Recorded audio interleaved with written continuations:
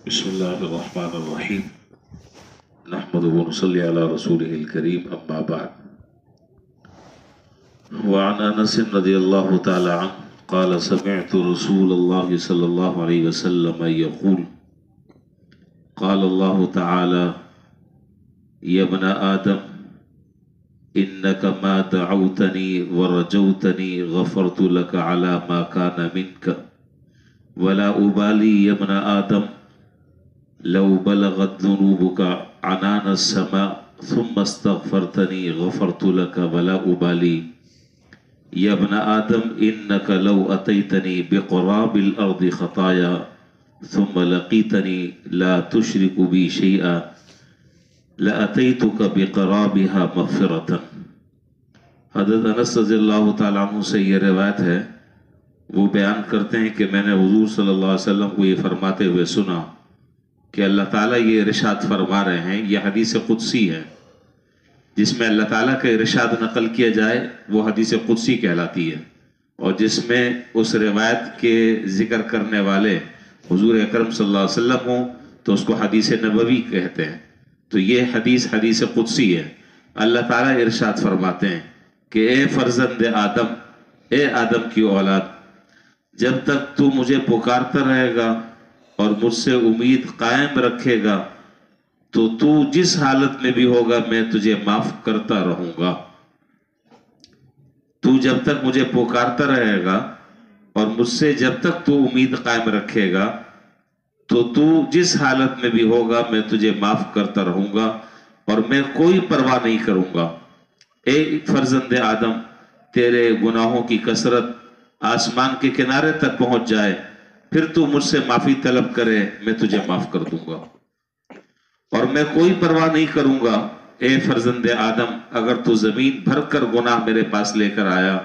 اس حال میں کہ تو نے میرے ساتھ کسی کو شریک نہ ٹھہرایا تو میں اتنی ہی زیادہ مغفرت کے ساتھ تجھ سے ملوں گا. یہ حدیث قدسی جو میں نے بھی ذکر کی ہے، اس حدیث قدسی میں بڑی بشارت ہے اور بڑی خوشخبری ہے ان اہل ایمان کے لیے کہ جو گناہ کرنے کے بعد اللہ تعالیٰ سے معافی مانگ لیتے ہیں اور اپنے گناہوں پر اللہ کے سامنے رو دھو لیتے ہیں، اپنے آنسو ٹپکا لیتے ہیں اور بہا لیتے ہیں. تو یہ بات بتلائی جا رہی ہے کہ اگر کوئی آدمی گناہوں کے کرنے کے بعد اللہ کی طرف رجوع کر لے، اللہ تعالیٰ کی طرف توبہ اور استغفار کر لے، اللہ تعالیٰ کو اس کی کوئی پرواہ نہیں ہوتی کہ وہ کتنا گناہ گار ہے. اللہ کی ایک رحمت کا قطرہ اس کے تمام گناہوں کو دھونے کے لیے کافی ہے. البتہ شرط یہ ہے کہ اللہ کے ساتھ شرک نہ کیا ہو. اللہ تعالیٰ تو توبہ کر کر بھی گناہ کو معاف کرتے، یہ تو ایک عام قاعدہ ہے، اور اللہ تعالیٰ بغیر توبہ کے بھی معاف کرنے پر قادر ہیں، اگرچہ قاعدہ یہ نہیں ہے، یہ اللہ کی مرضی ہے، اور اللہ تعالیٰ تو کسی قاعدے اور قانون کے پابند نہیں ہیں. ہم قانون اور ضابطے کے پابند ہیں. ہمارے لیے قانون اور ضابطہ ہے. ہمارے لیے ضابطہ یہ ہے گناہ ہو جائے حتی الامکان بچو، حتی الامکان کوشش کرو بچنے کی، اجتناب کرو، دور رہو گناہوں سے، اس لیے کہ گناہ جو ہے وہ اللہ کو ناراض کر دینے والا عمل ہے، اس سے دور رہو. لیکن اگر پھر بھی بتقاضۂ بشریت، انسان ہونے کے ناطے اگر کوئی گناہ سرزد ہو جائے،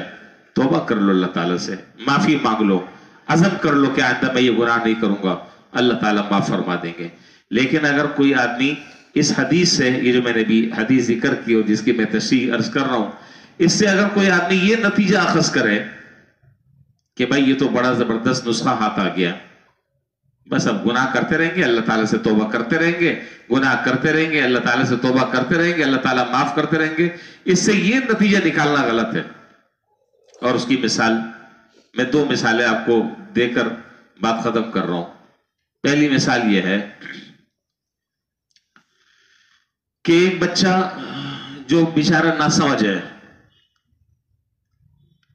اور عقل اور شعور اتنا نہیں ہے،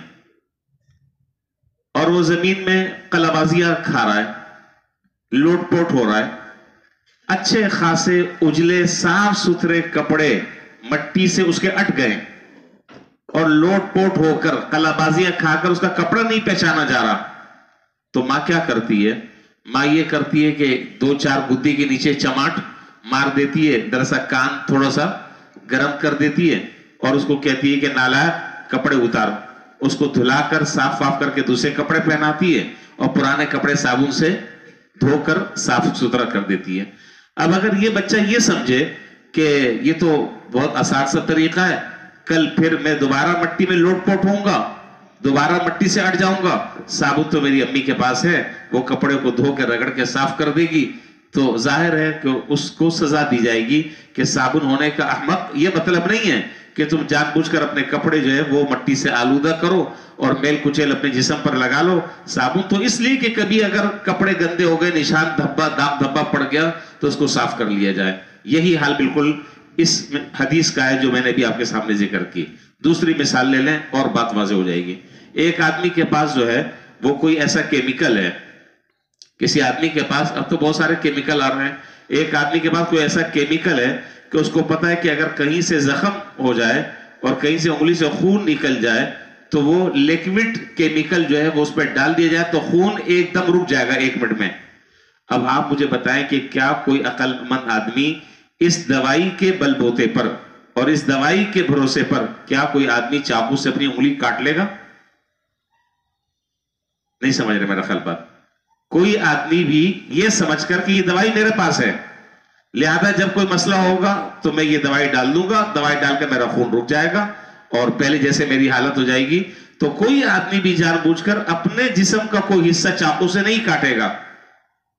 इस भरोसे पर कि मेरे पास दवाई मौजूद है। हाँ, ये दवाई इसलिए कि कहीं खुदा ना खास्ता, अल्लाह ना करे कोई चोट लग जाती है और कोई जख्म हो जाता है तो ये दवाई उस वक्त कारगर साबित होगी, लेकिन इसका ये माना कतन नहीं है कि तुम जानबूझकर जो है वो उंगली से उंगली काट बैठो। तो यही हाल यहां पर भी है, इस हदीस में भी, कि जानबूझकर आदमी गुनाह करता रहे, जानबूझकर आदमी अल्लाह ताला की नाफरमानी करता रहे, ये सोचकर कि अल्लाह ताला तो बड़े बख्शने वाले हैं। जैसे यहां हदीस में अभी आपने सुना कि जमीन भर कर भी अगर कोई आदमी गुनाह अल्लाह ताला के पास लेकर आएगा तो अल्लाह ताला इतनी ही ज्यादा मगफिरत के साथ उससे मिलेंगे। इसका यह माना नहीं है कि जानबूझकर गुनाह करते रहो अल्लाह ताला माफ करते रहेंगे, यह मतलब नहीं है। अगर गुनाह हो जाए तो अल्लाह ताला माफ फरमा देंगे, उस तौबा के अंदर ताखीर नहीं करनी चाहिए। बहरहाल